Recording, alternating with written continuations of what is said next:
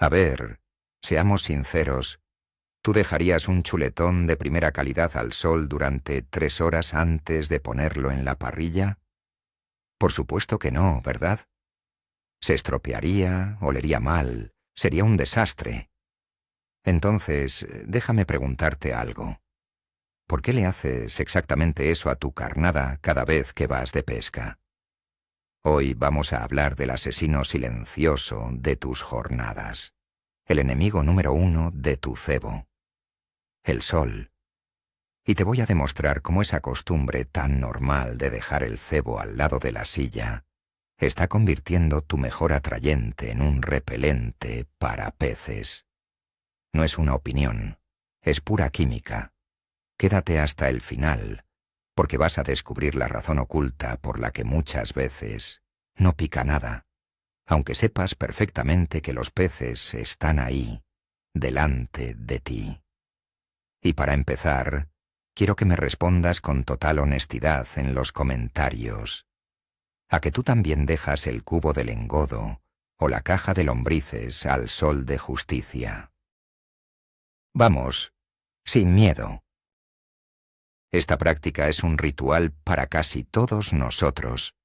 Llegas al pesquero, dejas los bártulos, montas las cañas y, acto seguido, colocas el recipiente con la carnada justo a tu lado, a mano, para que sea cómodo. Lo hemos hecho durante años. Lo vimos hacer a nuestros padres y abuelos. Nadie se lo cuestiona. Es más, existe esa creencia popular, ese mito de pescadores, que dice que un cebo que huele fuerte, que está un poco pasado, atrae más a los peces, sobre todo a las carpas o los barbos. Pero aquí es donde se encuentra el error fundamental, una confusión que nos ha costado miles de capturas. Una cosa es un olor potente por los atrayentes que usamos, y otra muy distinta es el olor a descomposición. Y te aseguro que los peces, con un olfato que es miles de veces más sensible que el de un perro de caza, saben distinguir perfectamente entre una invitación a comer y una alarma de peligro biológico. Hoy vamos a romper ese mito para siempre. Primero, entendamos al enemigo, el calor. No hablamos solo de un día de 35 grados en agosto. Un día soleado de primavera, con 20 grados, ya es más que suficiente para empezar el desastre. Piensa en tu cubo de cebo, normalmente de plástico y de un color oscuro. Es un acumulador de calor perfecto. El sol incide directamente sobre él y la temperatura en el interior puede aumentar 10 o 15 grados por encima de la temperatura ambiente en muy poco tiempo. Es un auténtico microondas lento. No lo vemos, no lo notamos hasta que metemos la mano y el engodo está caliente. Pero para entonces el proceso de degradación ya está muy avanzado. El calor es un catalizador, un acelerador de todas las reacciones químicas. Y lo que ocurre dentro de ese cubo es una reacción química en cadena que va en contra de nuestros intereses. La batalla por mantener el cebo en buen estado empieza en el momento en que el primer rayo de sol toca ese plástico. Es una guerra silenciosa que la mayoría de pescadores pierden sin siquiera saber que la están luchando. Hablemos de la barrera invisible de la temperatura. Para la mayoría de las carnadas, tanto vivas como inertes, existe un punto de no retorno.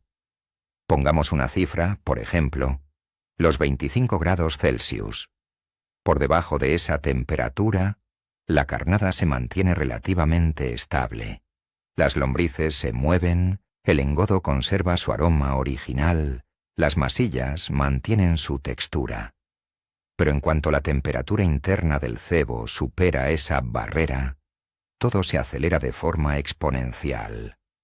Las bacterias presentes de forma natural en el cebo empiezan a multiplicarse a una velocidad vertiginosa. Es como si pisaras el acelerador de la putrefacción. Este proceso no es lineal. Pasar de 20 a 25 grados no es tan dañino como pasar de 25 a 30. Cada grado adicional es un clavo más en el ataúd de tu jornada de pesca. Por eso, ese cebo que estaba perfecto por la mañana, para el mediodía ya es una masa sospechosa que, lejos de atraer, solo genera desconfianza en los peces más recelosos. Controlar esa temperatura es, literalmente, controlar el éxito o el fracaso de tu cebo. Ahora, un poco de ciencia de pescador, pero que se entienda. ¿De qué está hecha la carnada? Principalmente de proteínas y aminoácidos. Una lombriz, un gusano, los granos de tu engodo. Todo es pura proteína. Las proteínas son como cadenas muy largas y complejas. El calor lo que hace es romper esas cadenas, un proceso que se llama desnaturalización. Imagina un collar de perlas perfectamente ordenado. El calor llega y lo sacude con tanta violencia que el hilo se rompe y las perlas se desparraman. Eso es lo que le pasa a la estructura de tu cebo a nivel molecular. Pierde su textura, su consistencia y, lo más importante, su valor nutritivo. Un pez busca instintivamente comida de calidad, y un cebo con las proteínas desnaturalizadas por el calor es, a nivel biológico, comida de baja calidad, comida estropeada. Es como si a nosotros nos dieran a elegir entre una fruta fresca y una fruta podrida. La elección es obvia. Los peces no son tontos, y su instinto de supervivencia les dice que eviten cualquier cosa que parezca estar en mal estado. Si las proteínas son las paredes de la casa, los aminoácidos son el olor a comida que sale por la ventana. Son los verdaderos responsables de la atracción. Los peces detectan disueltos en el agua estos compuestos y los siguen hasta encontrar la fuente. Un buen cebo libera aminoácidos de forma lenta y constante, creando una estela de olor irresistible. Pero, ¿qué pasa cuando el calor entra en juego? Pues que el proceso de descomposición de las proteínas libera esos aminoácidos de golpe, y peor aún, los descompone a ellos también. Los transforma en otras sustancias, en compuestos volátiles que no tienen nada que ver con el olor original a comida.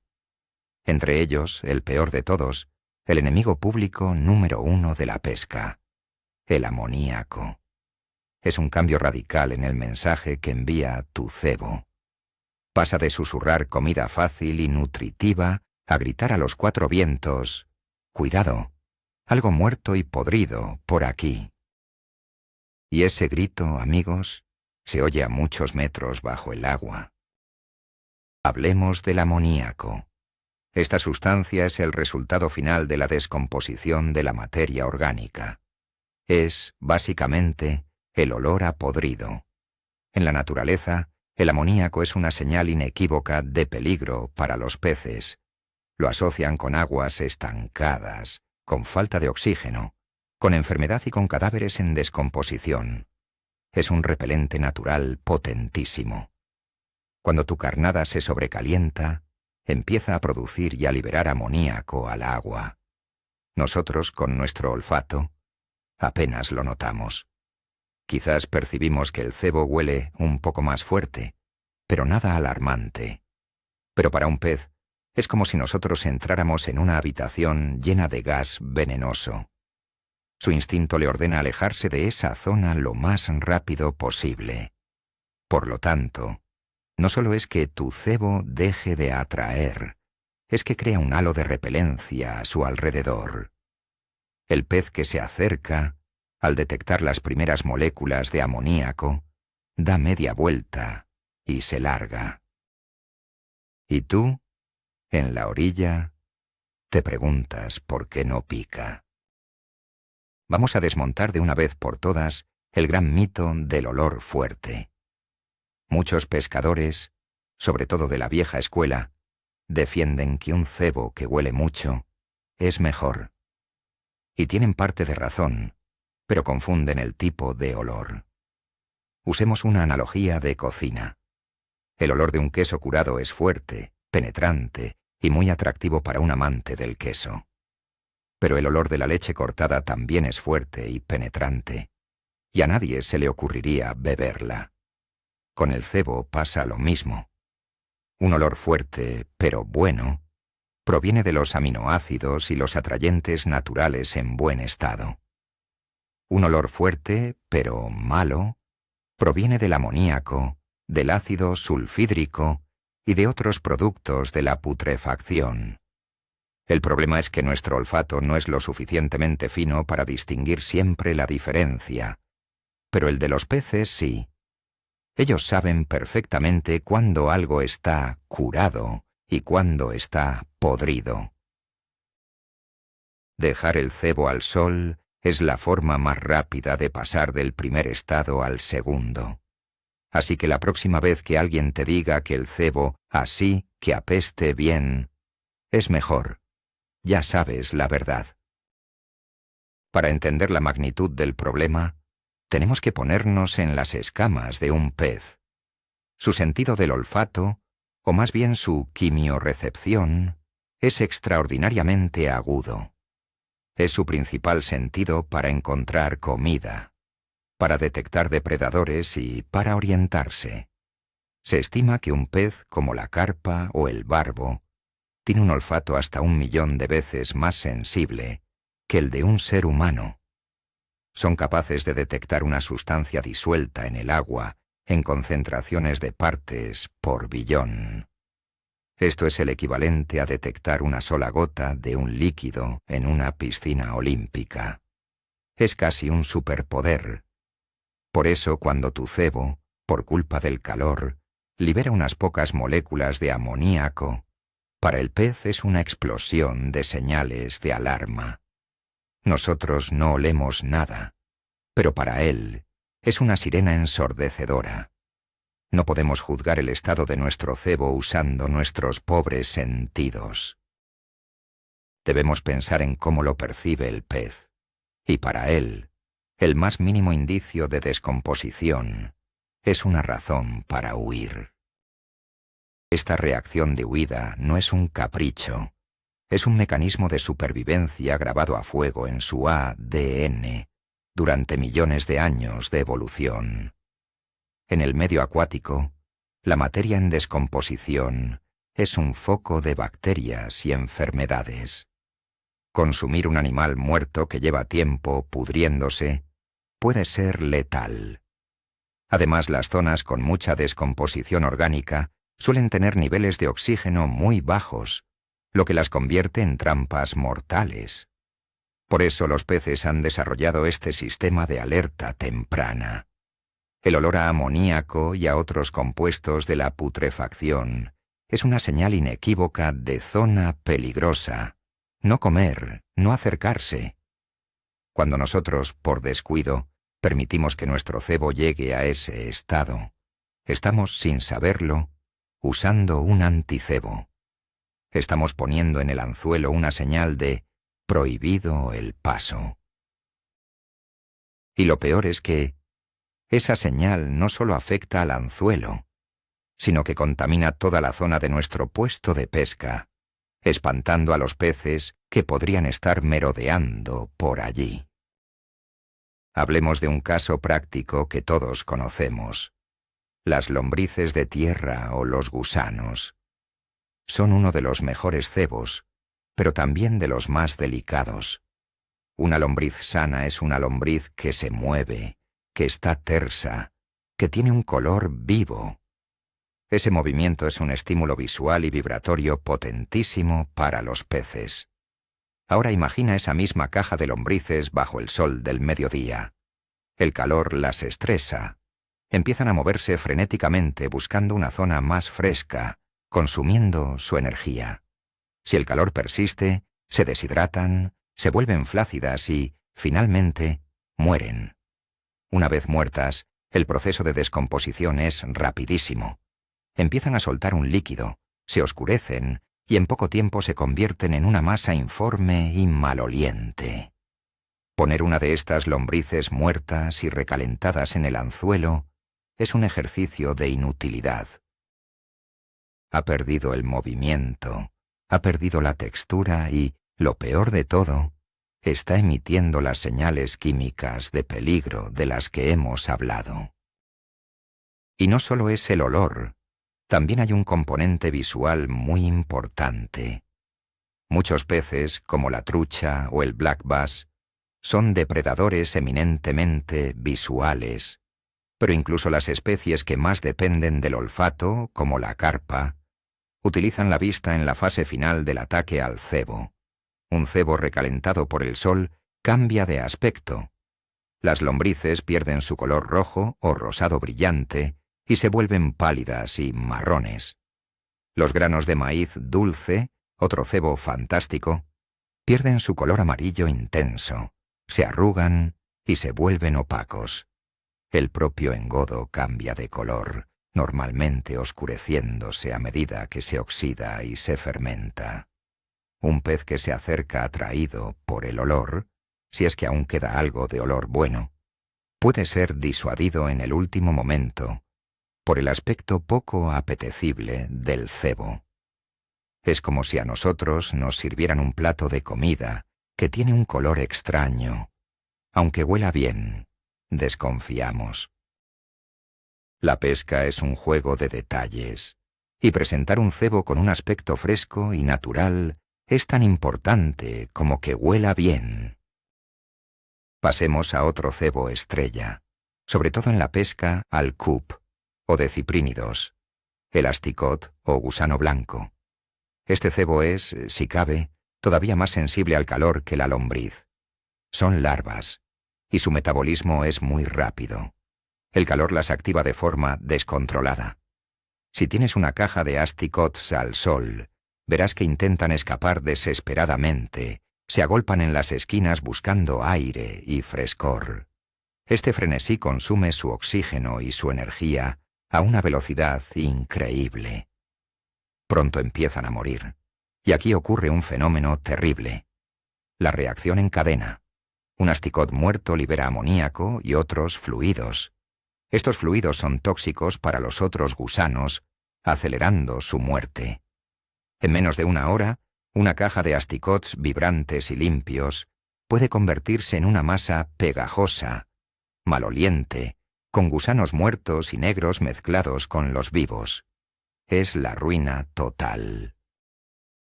Es imposible encarnar bien un cebo así, y el olor que desprende es un repelente de primer orden. Dejar los asticots al sol es, literalmente, tirar el dinero y la jornada de pesca a la basura. Esta reacción en cadena que vemos en los asticots es un ejemplo perfecto de lo que ocurre a nivel microscópico en todo nuestro cebo. El proceso de descomposición se retroalimenta. Una vez que empieza, es muy difícil de parar. El calor inicia el proceso, las primeras bacterias empiezan a trabajar. Al hacerlo, ellas mismas generan más calor, en un proceso exotérmico. Crean un ambiente todavía más propicio para que otras bacterias se unan a la fiesta. Es una espiral destructiva. Por eso no es una degradación lenta y progresiva. Hay un punto de inflexión a partir del cual el cebo se estropea a una velocidad de vértigo. Puede que durante la primera hora al sol el cebo aguante más o menos bien, pero en la segunda hora el deterioro es 4 veces más rápido, y en la tercera es un desastre total. Por eso es tan importante actuar desde el minuto 1. No vale pensar, bueno, solo será un ratito.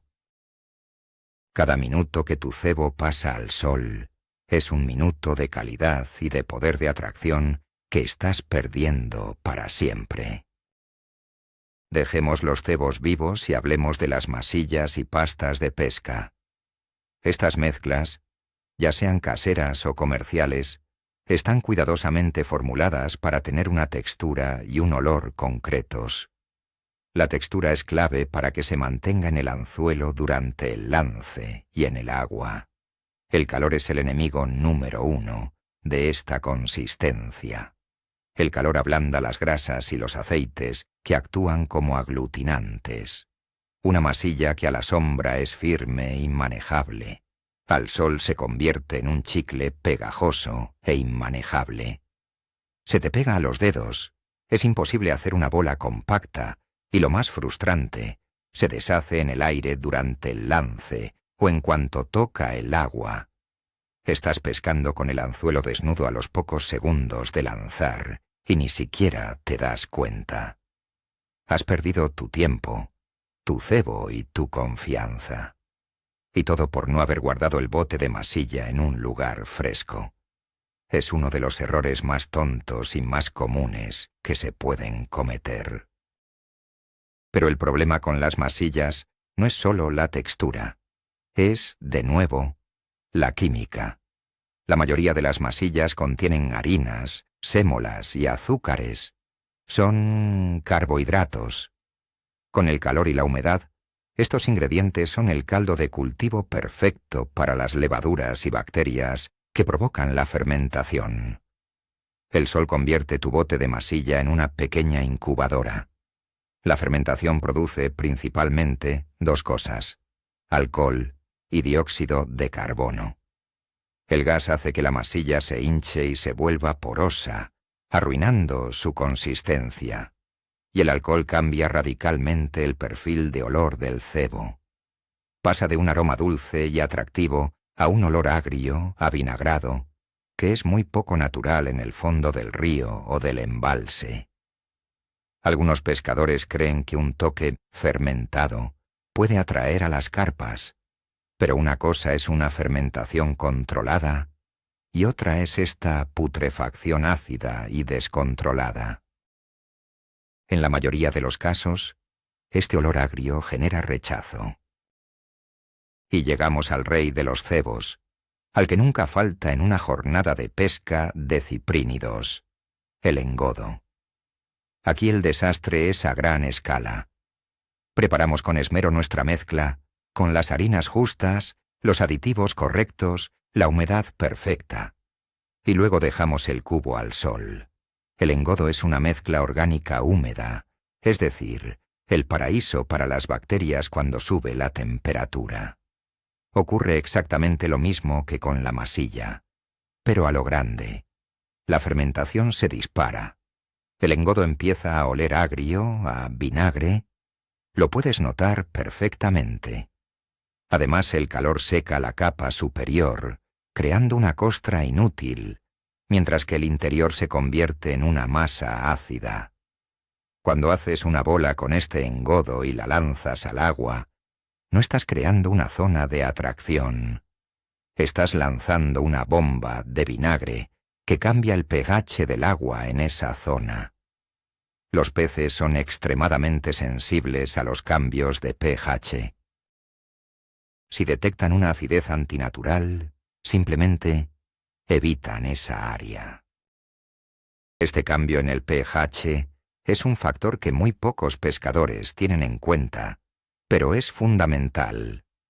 Cada masa de agua tiene un nivel de pH más o menos estable. Los peces que viven ahí están completamente adaptados a ese nivel. Cualquier alteración brusca es una señal de que algo va mal, de que puede haber contaminación. Cuando tu engodo fermentado al sol cae al agua, libera ácidos que hacen que el pH baje drásticamente en un área de 1 metro a la redonda. Para un pez que se acerca, es como si de repente el aire se volviera irrespirable. Es una sensación de malestar que le obliga a irse. Así que, irónicamente, tu engodo, que debería atraer a los peces a tu puesto, está construyendo una barrera química invisible que los mantiene alejados.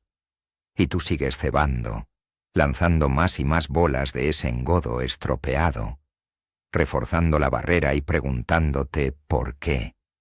Después de 2 horas cebando, no has tenido ni una sola picada. La respuesta está en el cubo. Entonces, ¿cuál es la solución?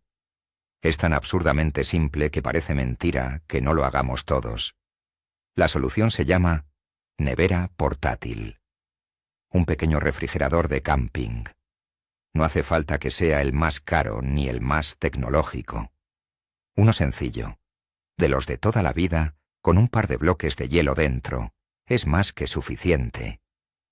Considera la nevera no como un trasto más para llevar, sino como la pieza más importante de tu equipo, junto con la caña y el carrete. Es una inversión en tus resultados. Dentro de la nevera tu carnada se mantiene a una temperatura estable y fresca durante toda la jornada.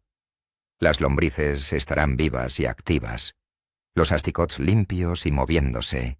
El engodo conservará su aroma original. La diferencia entre usar un cebo sacado de una nevera y uno que ha estado al sol es como la noche y el día. Es el secreto mejor guardado de los pescadores de competición.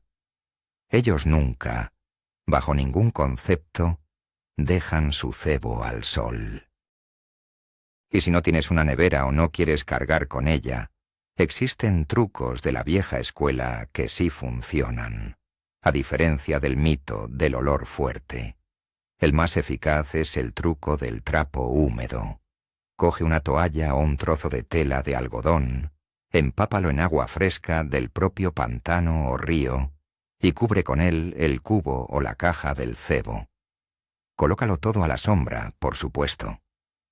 El agua, al evaporarse de la tela, roba calor del recipiente, manteniendo el interior mucho más fresco. Es el principio del botijo, pura física. Tienes que ir mojando el trapo de vez en cuando, pero el esfuerzo merece la pena. Otra opción es usar bolsas de cebo isotérmicas, que son más ligeras que una nevera y ayudan a mantener la temperatura. Cualquier cosa es mejor que la exposición directa al sol. Busca la sombra de un árbol, de una roca, o incluso tu propia sombra. Proteger tu cebo del calor debe convertirse en una obsesión, en un acto reflejo cada vez que llegas al puesto de pesca. Al final, todo se reduce a un cambio de mentalidad. ¿Por qué cometemos este error tan básico? ¿Por comodidad? ¿Por costumbre? ¿Por pereza? Es más fácil dejar el cubo al lado que buscar una sombra, o molestarse en meterlo en una nevera. Lo hemos hecho siempre así, y a veces se pesca. Pero la clave está en ese a veces. Si quieres pasar de la a veces al casi siempre, tienes que empezar a cuidar los detalles. Y el estado de tu carnada es el detalle más importante de todos. Puedes tener la mejor caña, el mejor carrete y la técnica más depurada, pero si pones en el anzuelo un cebo estropeado, no vas a pescar nada. Es así de simple. Tienes que empezar a tratar tu cebo como lo que es, el ingrediente principal de tu receta para el éxito. Y a nadie se le ocurriría dejar el ingrediente principal pudriéndose al sol. Y para los que todavía sean escépticos, les propongo un experimento muy sencillo que pueden hacer en su próxima jornada de pesca. Preparen 2 cubos de engodo exactamente iguales y 2 cajas de cebo idénticas. Uno de los juegos lo guardan rigurosamente en una nevera o a la sombra con un paño húmedo. El otro lo dejan al sol, como han hecho siempre. Pesquen con 2 cañas, una para cada tipo de cebo. Lancen una a la derecha con el cebo protegido y otra a la izquierda con el cebo quemado. Y simplemente observen. Dejen que los peces decidan. Les garantizo que los resultados les van a sorprender tanto que nunca más volverán a dejar su carnada al sol. La diferencia de picadas será tan abrumadora que no necesitarán más explicaciones. La prueba definitiva la tienen en sus propias manos. Hagan el experimento y luego vuelvan a este vídeo y cuéntenmelo en los comentarios. Estoy seguro de lo que va a pasar. En resumen, y para que quede claro, ese sol que tanto agradecemos en un buen día de pesca es, al mismo tiempo, el enemigo público número 1 de nuestra carnada. Y no es una forma de hablar, es pura y dura ciencia. El calor descompone las proteínas, altera los aminoácidos y libera amoníaco. convirtiendo lo que debería ser un manjar irresistible en una señal de alarma que grita «¡Peligro!». El verdadero giro de tuerca, el momento eureka, es entender esto. Tu cebo no solo deja de ser atractivo, va un paso más allá. Se vuelve activamente repelente. Estás pescando con algo que, literalmente, asusta a los peces y los aleja de tu postura. Ahora párate a pensar en todas esas jornadas en blanco, en esas horas de frustración sin una sola picada. ¿Y si la culpa no era del tiempo, ni del lugar, ni de tu mala suerte? ¿Y si la culpa, todo este tiempo, ha estado en ese inofensivo cubo de cebo hirviendo a tu lado? Este simple gesto, el de proteger tu carnada del calor, puede transformar radicalmente tus resultados. Es uno de esos pequeños grandes secretos que marcan la diferencia. Muchísimas gracias por haber visto el vídeo hasta el final. Si te ha servido de algo, si te hemos abierto los ojos, destroza ese botón de me gusta y suscríbete al canal para no perderte ni un solo truco más. Y ahora, lanzo una pregunta para que se arme un buen debate en los comentarios. ¿Cuál es el mayor crimen o la barbaridad más grande que has visto cometer a alguien con la carnada en la orilla? Estamos deseando leer sus historias